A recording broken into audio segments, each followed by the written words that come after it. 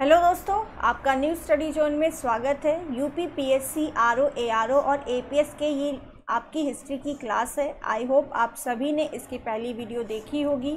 नहीं देखी तो प्लेलिस्ट बनी हुई, वहाँ से आप देख सकते हैं। वीडियो अच्छी लगे तो सभी लाइक करें, शेयर करें। चैनल पे नए हैं तो सब्सक्राइब ज़रूर करिए चैनल को, बेल आइकन को प्रेस करिए ताकि हमारी आने वाली वीडियो का नोटिफिकेशन आप सभी को मिलता रहे। हमारा जो टॉपिक है क्षेत्रीय राज्य और पंजाब एवं मैसूर। क्षेत्रीय राज्य, पंजाब एवं मैसूर, ये हमारा टॉपिक है। इसके हम क्वेश्चंस कुछ आपके सामने लेकर आए हुए हैं। और ये जो क्लास है आपकी ना, ये आपकी आरओ एआरओ और बीपीएससी के जो एग्ज़ाम देने वाले बच्चे हैं उनके लिए भी इम्पॉर्टेंट रहेगी। तो हमारा पहला क्वेश्चन है, रणजीत सिंह के राज्य में सम्मिलित था दिल्ली, काबुल, मकराना, श्रीनगर। तो यहाँ आपको बताना है रणजीत सिंह के राज्य में सम्मिलित क्या था। दिल्ली राज्य में सम्मिलित था दिल्ली, काबुल, मकराना या श्रीनगर। तो यहाँ पर आपका ऑप्शन डी राइट है। श्रीनगर सम्मिलित था, बाकी तीनों सम्मिलित नहीं थे। ऑप्शन डी यहाँ पर राइट है, श्रीनगर। अगर आपसे पूछे रणजीत सिंह का जन्म जो है कब हुआ था, तो इनका जन्म 13 नवंबर 1780 को सुकरचकिया मिसल में हुआ था।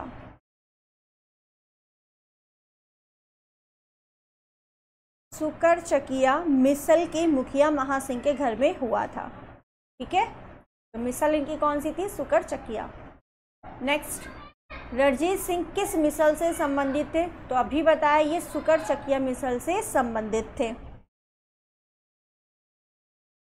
महाराजा रणजीत सिंह के राज्य की राजधानी क्या थी?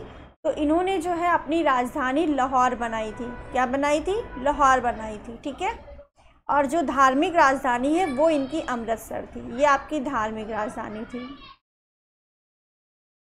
नेक्स्ट, रणजीत सिंह ने सुप्रसिद्ध कोहिनूर हीरा किससे प्राप्त किया था? कोहिनूर हीरा जो है किसने दिया था रणजीत सिंह को? तो ये आपको शाह सुजा ने दिया था। अब शाह सुजा कौन थे? तो शाह सुजा जो हैं ये आपके अब्दाली के, जो मोहम्मद शाह अब्दाली था उसका पौत्र था, अहमद शाह अब्दाली।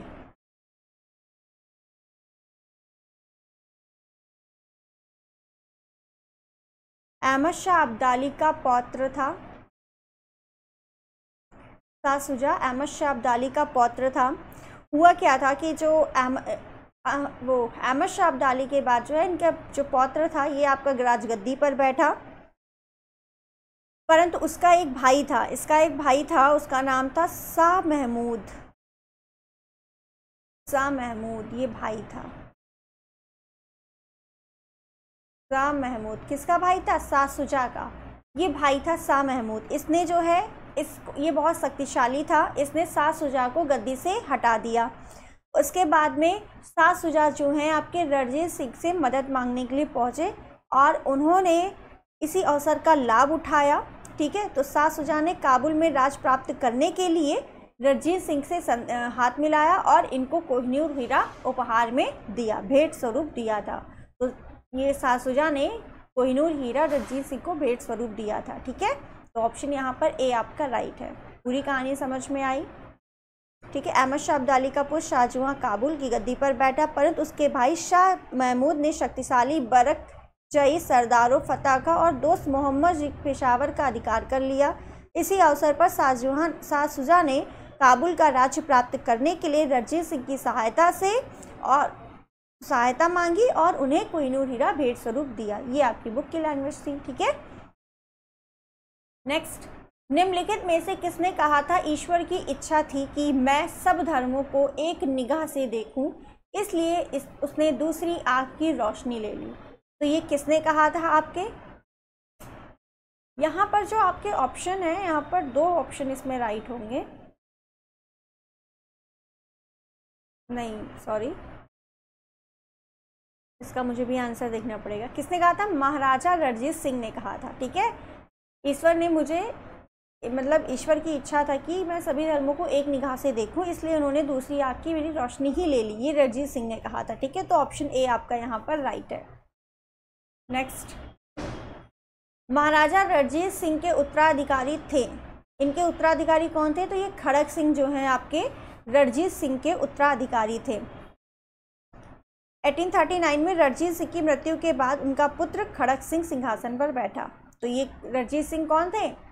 रणजीत सिंह का ये खड़क सिंह कौन था? ये पुत्र था। ठीक है, इनकी मृत्यु कब हुई थी? 1839 ईस्वी में इनकी मृत्यु हुई। उसके बाद इनका पुत्र खड़क सिंह जो है गद्दी पर बैठा। नेक्स्ट है, सिख राज्य का अंतिम राजा कौन था?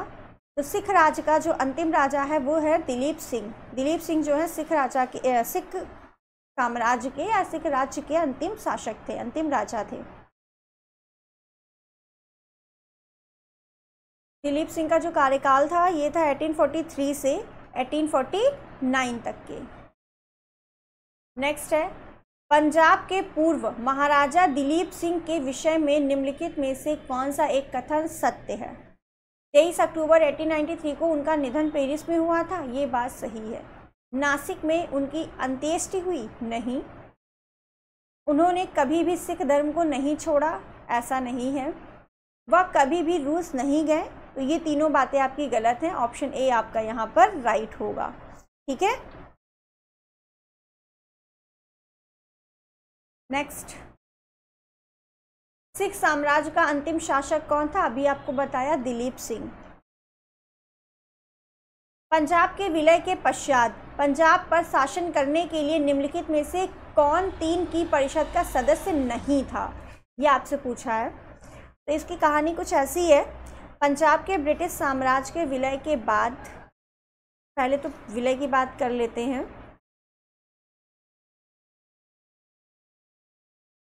प्यारा शासन करने के बाद कौन सी 3 परिषद का सदस्य नहीं था? इलियट थे आपके, Henry Lawrence, John Lawrence, Robert Montgomery. तो यहाँ पर आपका आंसर जो है ए और डी राइट होगा, यानी इलियट और रॉबर्ट मॉन्टगोमरी ये दोनों आपके नहीं थे सदस्य। ठीक है,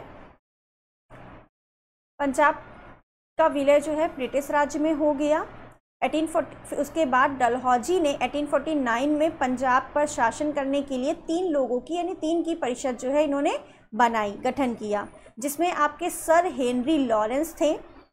सर हेनरी लॉरेंस थे आपके, ठीक है, ये अध्यक्ष थे। जॉन लॉरेंस थे आपके, जॉन लॉरेंस थे, और ग्रेनविल मॉन्सेल थे। तीसरे आपके कौन थे? ग्रेनविल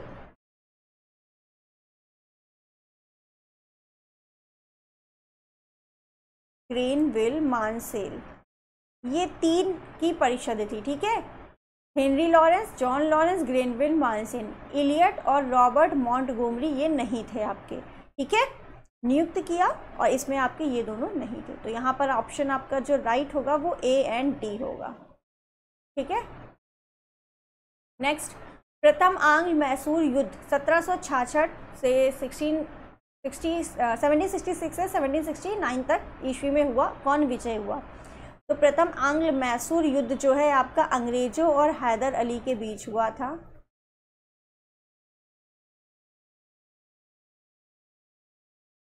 अंग्रेज वर्सेस हैदर अली के बीच हुआ था। कब हुआ? आपको डेट दिख रही हुई, 1766 से 69 के बीच में हुआ था। इसमें संधि पूछी जाती है, इस युद्ध का जो अंत है किस संधि के दौरान, मतलब किस संधि के बाद हुआ था? तो ये आपका संधि हुई थी, मद्रास की संधि हुई थी। बहुत पूछा जाता है संधि की, प्रथम आंग्ल मैसूर युद्ध में कौन सी संधि हुई थी? तो मद्रास की संधि हुई थी। कब हुई थी ये? 4 अप्रैल 1769 को। 4 अप्रैल 1769 को मद्रास की संधि प्रथम आंग्ल मैसूर युद्ध में हुई थी। ठीक है, तो आपको ये डेट भी याद रखनी है किसके किसके बीच हुआ। तो यहाँ पर पूछा प्रथम आंग्ल मैसूर युद्ध में कौन विजयी हुआ? अंग्रेज, हैदर अली, मराठा, हैदराबाद का निज़ाम। तो यहाँ पर आप क्या आंसर बताएंगे? यहाँ पर हैदर अली जीता था। ठीक है, ऑप्शन बी आपका राइट है, मद्रास की संधि हुई थी। तो ये आपका 11 नंबर क्वेश्चन था। नेक्स्ट है, निम्नलिखित में से कौन 1555 में डिंडीगुल मैसूर में एक आधुनिक शस्त्रागार की स्थापना की थी? किसने किया था ये आपसे पूछा है। ये आपके किया था हैदर अली ने। ऑप्शन बी यहाँ पर राइट है। नेक्स्ट है ब्रिटिश जनरल जिसने हैदर अली को पोर्टो नोवा के युद्ध में हराया था। तो किसने हराया था हैदर अली को पोर्टो नोवा के युद्ध में? सर आयर कुट ने। किसने हराया था? सर आयर कुट ने। 1781 में हैदर अली का सामना आयर कुट से हुआ। ठीक है, इन्होंने पोर्टो नोवा का युद्ध जो है आपका हुआ था 1 जुलाई 1781 को हैदर अली को परास्त किया था। 1781 में पोर्टो नोवा का युद्ध हुआ था, हैदर अली और सर आयर कुट के बीच में हुआ था, जिसमें आपके हैदर अली हार गए थे। ठीक है। नेक्स्ट, टीपू सुल्तान ने अपनी राजधानी बनाई थी। तो टीपू सुल्तान ने अपनी राजधानी श्रीरंगपट्टनम बनाई थी। यहाँ जैकोबियन क्लब की स्थापना और उसका सदस्य बना। टीपू सुल्तान जो है उसने जैकोबियन क्लब की स्थापना की थी और उसी का सदस्य बना था।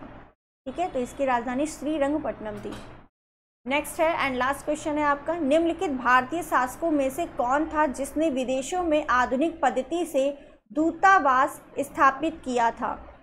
हैदर अली, मीर कासिम, शाह आलम द्वितीय, टीपू सुल्तान। तो यहाँ पर आपका ऑप्शन आपका राइट होगा डी, टीपू सुल्तान। इसने भारतीय शासकों में जो है विदेशों से आधुनिक पद्धति दूतावास स्थापित किया था।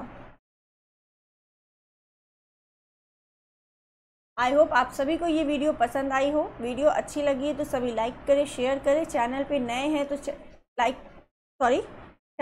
हैं तो चैनल को सब्सक्राइब करिए और बेल आइकन को प्रेस करिए ताकि हमारी आने वाली वीडियो का नोटिफिकेशन आप सभी को मिलता रहे। Thank you.